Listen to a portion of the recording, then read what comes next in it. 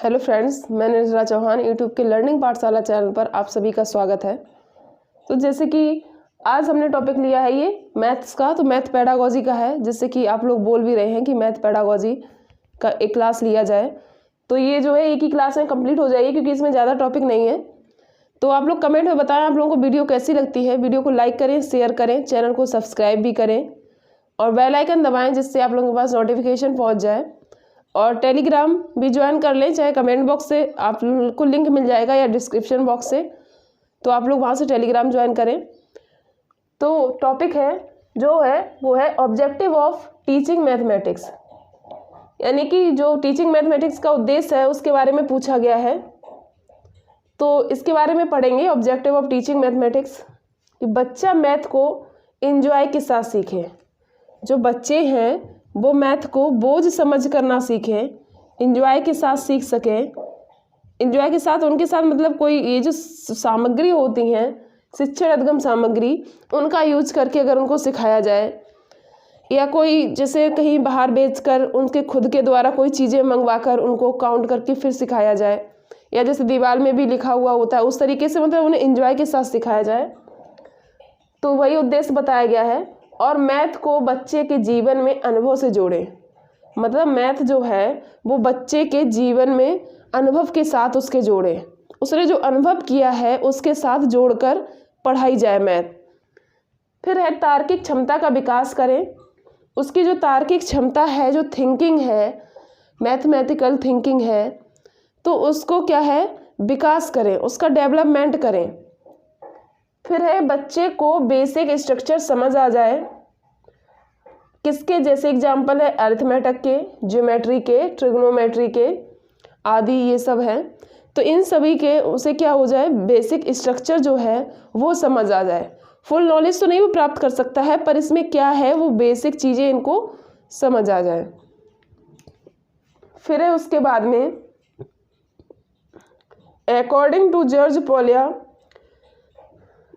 Polio के अनुसार कहा गया है कि there are 2 aims of teaching mathematics in school, यानी जॉर्ज पोलिया ने 2 एम्स बताए हैं टीचिंग स्कूल के। स्कूल में जो टीचिंग की जाती है उसके 2 एम्स इन्होंने बताए हैं। एक है नैरो एम्स और दूसरा है हायर एम्स। तो नैरो एम्स क्या है? संकुचित है। संकुचित का मतलब ही होता है कोई चीज़ सक्रिय होना, नैरो का मतलब सक्रिय होना, सीमित होना। फिर है हायर एम्स के बारे में है, तो ये व्यापक होता है, मतलब ये व्यापक है, इसकी सीमा नहीं है, सीमित नहीं है, ये आगे से आगे जा सकता है। तो इसमें क्या सीमित और क्या सीमित नहीं है? तो नैरो एम्स में है कि नंबर्स आ जाते हैं, एम्प्लॉयबल यानी जॉब के लिए या जीवन यापन, जिससे भी आप लोग रोजी रोटी कमा सकें बच्चे, वो चीज़ आती है। या रियल लाइफ यूज़ करें, रियल लाइफ में यूज़ कैलकुलेशन में होता है, तो वो भी जीवन यापन की तरह हो जाता है कि रुपए गिनना या किसी को देना या लेना, ये सब चीज़ें इसमें आती हैं नैरो एम्स में। तो नंबर्स की एक तो समझ हो गई नैरो एम्स में। दूसरा, जॉब के लिए कोई दुकान खोले है या कोई कहीं जॉब कर रहा है, सैलरी मिलेगी, उसको गिनेगा या किसी को देगा, वापस करेगा, ये सब चीज़ें होती हैं, कैलकुलेशन आती है। फिर है हायर एम्स में, इसमें फाइंड सॉल्यूशन होता है, यानी प्रॉब्लम है तो प्रॉब्लम को सॉल्व करना या रिसर्च करना, ये सब इसमें व्यापक चीज़ें आती हैं, यानी कि हायर चीज़ें आती हैं। रिसर्च करना, प्रॉब्लम को सॉल्व करना, और आगे इसके आगे भी काफ़ी चीज़ें होती हैं। तो इसमें जो कि व्यापक चीज़ें हैं जिसका कोई अंत ना हो, तो ये हायर एम्स में आती हैं।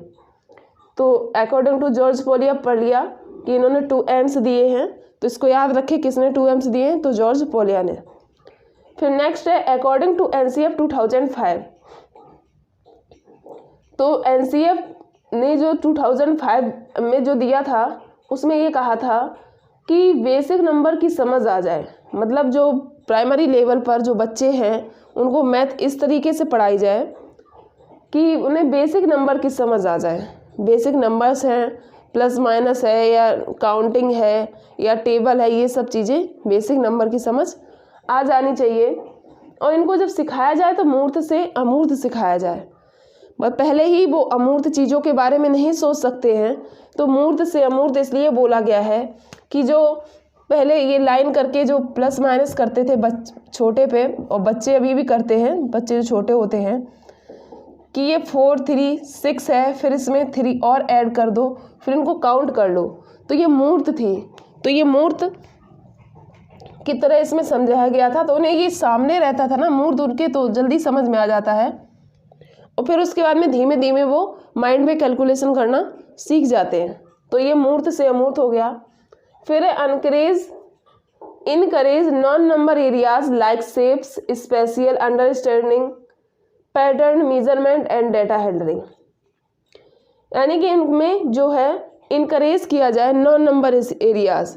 नंबर्स तो इनकरेज होंगे ही होंगे, उसके साथ साथ नॉन नंबर एरियाज जो हैं किसकी, जैसे कि शेप्स हैं, शेप्स के बारे में पता करना कि ये ट्राइंगल अलग होता है, ये रेक्टेंगल अलग होता है, सर्कल अलग होता है। शेप्स है, स्पेशियल है, उनको समझना। पैटर्न को समझना, जो पैटर्न बने हुए होते हैं, अभी आगे वो सिमेट्री, टेसलेशन, ये जो पैटर्न होते हैं ये बने हुए होते हैं। और जो पैटर्न नंबर्स के होते हैं कि इसके बाद में 4 आया, तो जैसे 2 के बाद में 6 आया, तो 2 के बाद में कितने नंबर छोड़कर 6 आया है, तो 6 के बाद उतने नंबर छोड़कर ये आएगा। तो ये एक भी पैटर्न ये भी बना हुआ होता है, तो इसके बारे में भी समझ आ जाए उनको। मेजरमेंट के बारे में समझ आ जाए, मेजरमेंट नापना किसी चीज़ को वो, और डेटा हैंडलिंग, तो ये सब चीज़ें उन्हें समझ आ जाए। तो इन सब चीज़ों को आप लोग याद रखें कि पैटर्न है, मेजरमेंट है, प्राइमरी लेवल पर क्या क्या पढ़ाया जाता है, ये चीज़ एग्जाम में क्वेश्चन में पूछी जाती है। फिर है कॉन्सेप्ट मैपिंग। कॉन्सेप्ट मैपिंग क्या होता है, जो हम लोगों ने जीन पियाजे ने जो स्कीमा बताया था कि माइंड में जो भी चीज़ हम लोग बनाते हैं या जिसके बारे में थिंकिंग करते हैं, तो उसको एक माइंड में एक बनता ही है, वो जो कुछ भी बनता है। जैसे घर के बारे में सोचेंगे तो घर के बारे में उसमें अंदर स्कीमा बन जाएगा, तो वही स्कीमा होता है क्या, कॉन्सेप्ट मैपिंग। तो टॉपिक वाइज इसमें कॉन्सेप्ट मैपिंग के बारे में दिया गया है कि टॉपिक वाइज संबंध बनाकर माइंड में स्कीमा बनाना। यानी जो कॉन्सेप्ट मैपिंग है ये बच्चे और जो टीचर हैं दोनों बना सकते हैं कि जो टॉपिक है उनको एक दूसरे से रिलेट कर दें, रिलेट करके फिर स्कीमा बनाएं तो अच्छे से समझ में आएगा। पूर्व ज्ञान से नया ज्ञान जोड़ें। जैसे कि उसने पहले से जो टेबल है या 1 2 3 ये काउंटिंग है सीख रखी हैं, तो उसको प्लस माइनस करने के साथ जोड़ें। अगर वो मल्टीप्लाई करेगा तो उसमें टेबल का यूज होगा। तो पूर्व ज्ञान से नए ज्ञान को जोड़ना कॉन्सेप्ट मैपिंग में आता है। फिर इससे लर्निंग स्ट्रांग होती है, तो उसने इससे क्या होता है, उसकी जो सीखने की क्षमता होती है वो मजबूत होती है। तो ये कॉन्सेप्ट मैपिंग के बारे में हुआ। इसके बाद में दिया गया है कि the Van Hiele theory of geometric thought. यानी ये जो वैन हिले हैं इन्होंने थ्योरी दी है ज्योमेट्रिक पर, यानी ज्यामिति के आधार पर। ये जो वैन हिले हैं, वैन हिल बोलो या वैन हिले बोलो, इन्होंने ज्योमेट्री पर थ्योरी दी है, ज्योमेट्री पर आधारित है इनकी थ्योरी, ज्योमेट्री। तो इन्होंने ज्योमेट्री पे दिया है। तो इसमें जो इन्होंने ये क्लासेस में दिया है, ये बांटा हुआ है। विजुलाइजेशन है, एनालाइज है, इनफॉर्मल डिडक्शन है, रिगर है। तो फर्स्ट पे ये है शेप्स।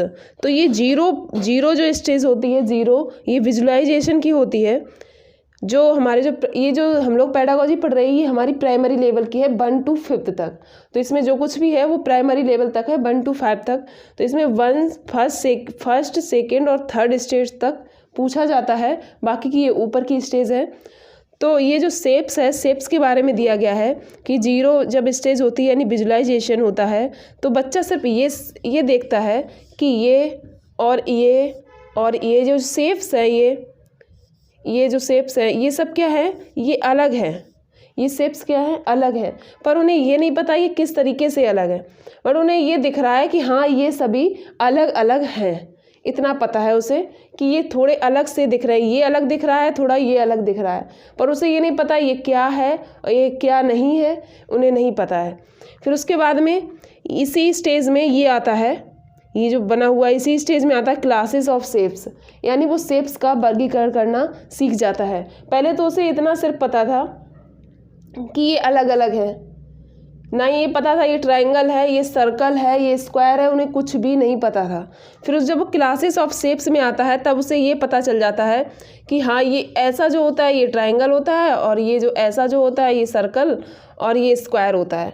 अभी उन्हें उसकी प्रॉपर्टी के बारे में नहीं पता है कि स्क्वायर की 4 साइड इक्वल होती हैं, रेक्टेंगल की अपोजिट साइड इक्वल होती हैं, या सर्कल के पास साइड नहीं होती हैं। ये उन लोगों को नहीं पता है, सिर्फ ये पता है, पहले तो उन्हें ये पता था ये शेप्स अलग अलग है, फिर उन्हें क्लासेस ऑफ शेप्स पता चला कि उन्होंने वर्गीकरण किया कि ये जो शेप्स हैं ये अलग अलग है, ये ट्राइंगल है, ये सर्कल है, ये स्क्वायर है, इतना पता हुआ। फिर उसके बाद में ये फर्स्ट ये हो गया इसका क्लासेस, ये जो 0 है विजुलाइजेशन में ये आ गया। फिर उसके बाद में फर्स्ट एनालिसिस स्टेज पर जब वो आया तो उसे ये तो पता ही है, क्लासेस ऑफ शेप्स तो उसने पता ही कर लिया था।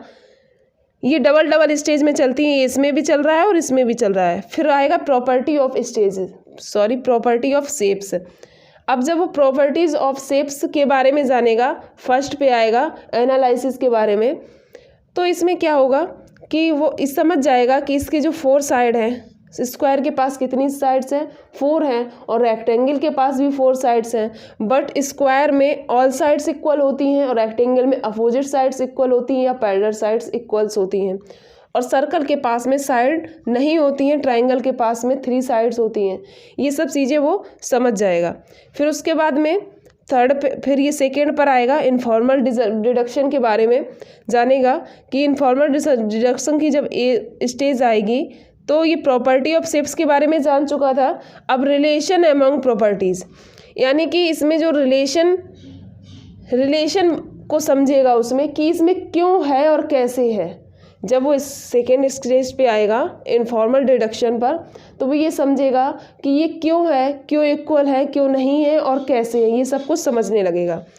तो हमारे प्राइमरी में ये जो यहाँ तक जो स्टेज है यहीं तक पूछा जाता है। 0, फर्स्ट, सेकेंड, थर्ड और फोर्थ की स्टेज नहीं पूछी जाती है। तो ये इतना आप लोगों को समझ में आया होगा कि पहले तो वो शेप्स के बारे में समझता था कि ये शेप अलग अलग हैं, फिर क्लासेस ऑफ शेप्स को उसने समझा कि क्लासेस ऑफ शेप्स यानी कि ये अलग अलग है, ट्रायंगल है, सर्कल है, ऐसे समझ लिया। फिर उसने प्रॉपर्टी को समझा कि ट्रायंगल में 3 साइड्स होती हैं, स्क्वायर में 4 साइड्स होती हैं, इक्वल होती हैं, कहाँ इक्वल नहीं होती हैं।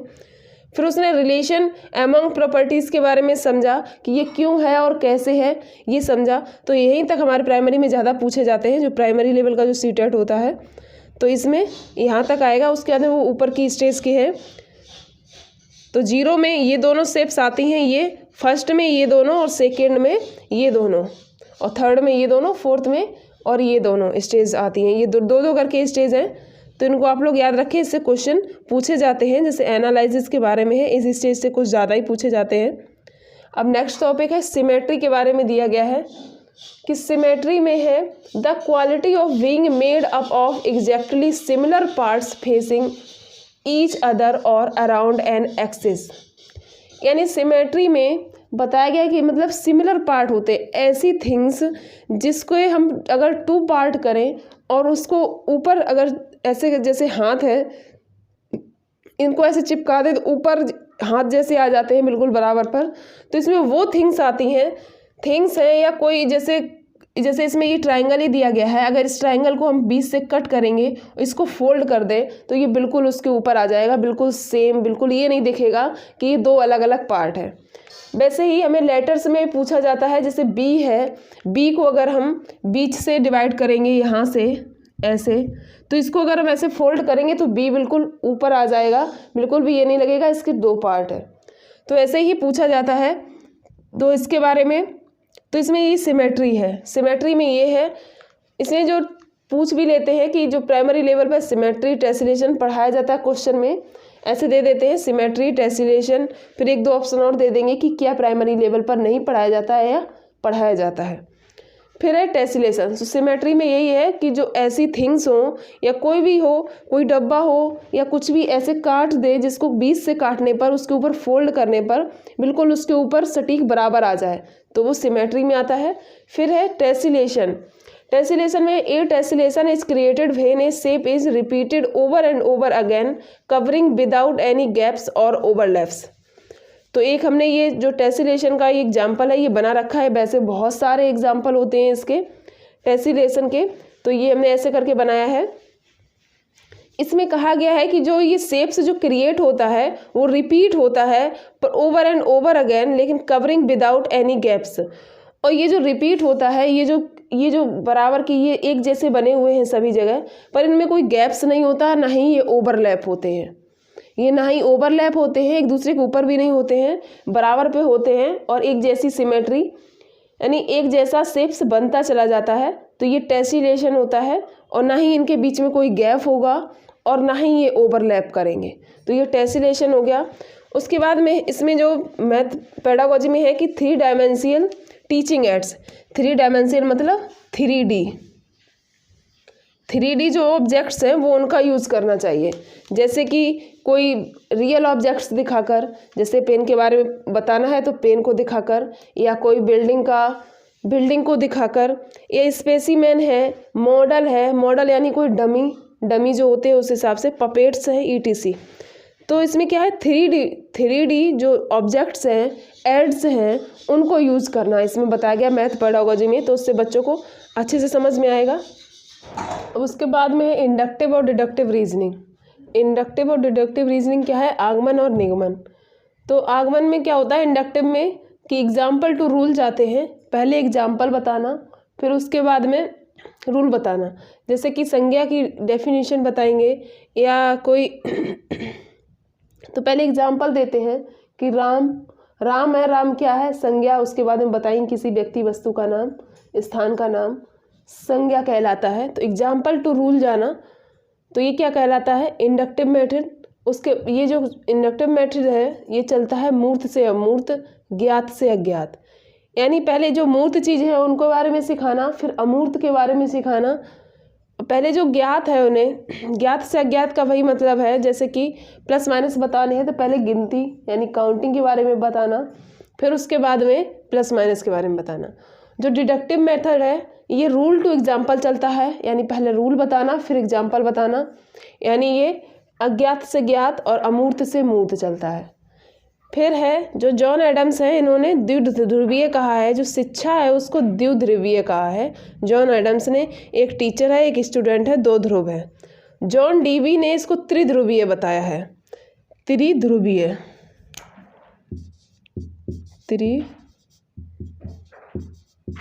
त्रिध्रुवीय बताया है। टीचर है, स्टूडेंट है और करिकुलम है, तीन ध्रुव बताए हैं। उसके बाद में है teaching learning material. Teaching learning material में आते हैं जियो बोर्ड है, अवैशक है, डायनिस बोर्ड है, ऐसी जो लर्निंग मटेरियल ये आते हैं, तो इनके बारे में ज़्यादा पूछा जाता है। जियो बोर्ड में क्या होता है? जियो बोर्ड में ये एक स्क्वायर होता है, स्क्वायर, और इसमें क्या होता है? ये कीले, ये जो आपको बिंदु दिख रहे हैं ये कीले होती हैं इसमें लगी हुई। ये जो स्क्वायर बोर्ड है ये लकड़ी या प्लास्टिक किसी का भी हो सकता है। इसमें ये कीले लगी हुई होती हैं और कीलों में ये जो रबड़ फंसाकर, मतलब ऐसे करके ये रबड़ फंसाकर ये शेप्स बनाए जाते हैं। ठीक है, ये क्या जो स्क्वायर है ये लकड़ी का या प्लास्टिक का किसी का भी बना हो सकता है, और इसमें ये कीले लगी हुई होती हैं। इन कीलों में रबड़ फंसाकर, ये जो कीले हैं इनमें रबड़ फंसाकर ये जो शेप्स है ये बनाए जाते हैं, सिखाया जाता है।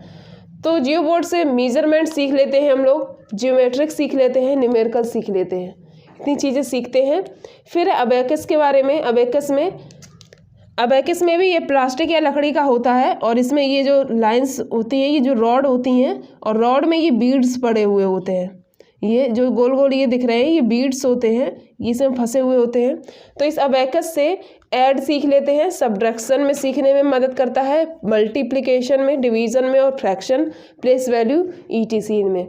मतलब ऐड है, सब्ट्रैक्शन है, मल्टीप्लाई है, डिवाइड है, फ्रैक्शन है, प्लेस वैल्यू है, इन सब में हेल्प करता है। तो इन सब चीज़ों को याद रखना है क्योंकि इसमें क्वेश्चन पूछते हैं कि किस में हेल्प करता है। फिर है Dienes board place value, subtraction, add और मल्टीप्लाई इनके लिए यूज होता है। तो डायनिस बोर्ड में क्या है, वो यहाँ पर ये जो क्यूब है यहाँ पे बन नहीं सकते थे, तो 1000 जो वंस, टेंस, 100, 1000 हम लोग यूज़ करते हैं। तो वंस किससे सीखते हैं? यूनिट से। एक यूनिट बनी हुई होती है ऐसे करके, ये ऐसे, ये यूनिट से हम लोग वंस सीखते हैं। और जो रॉड होती है, ये पूछते हैं कि टेंस किसके द्वारा सिखाया जाता है, तो रॉड के द्वारा। और जो 100 है वो फ्लैट होता है, फ्लैट के द्वारा, एक फ्लैट आकार का वो बना हुआ होता है। और 1000 क्यूब के द्वारा सीखते हैं। तो ये हमें डायनेस बोर्ड के बारे में बताया गया है। तो इसको याद रखें, 1000 क्यूब से, 100 फ्लैट से, 10 रॉड से और 1 यूनिट से। तो ये हमारी जो पेडागोजी है ये हो गई है। और इसमें जो है ब्लूम टैक्सोनॉमी, आप लोग CDP की जो प्लेलिस्ट बनी हुई है वहाँ से पढ़ सकते हैं, अच्छे से समझाया हुआ है। तो ब्लूम टैक्सोनॉमी आप लोग वहाँ से देख लें, इसमें ज़्यादा कुछ खास है भी नहीं, वहाँ पे एक बार 2 बार पढ़ा चुके हैं। तो आप लोग वहाँ से देख लें, तो वहाँ से अच्छे से समझ आ जाएगा। तो आप लोग कमेंट में बताएं आप लोगों को वीडियो कैसी लगी। तो हमारी ये जो मैथ की पेडागोजी है ये कंप्लीट हो गई है, इतनी है, इतने में से ही आपके क्वेश्चंस आएंगे। और आप लोग वीडियो को लाइक करें, शेयर करें, चैनल को सब्सक्राइब करें, बेल आइकन भी दबाएं, जिससे आप लोग के पास नोटिफिकेशन वीडियोस के पहुंच जाया करें।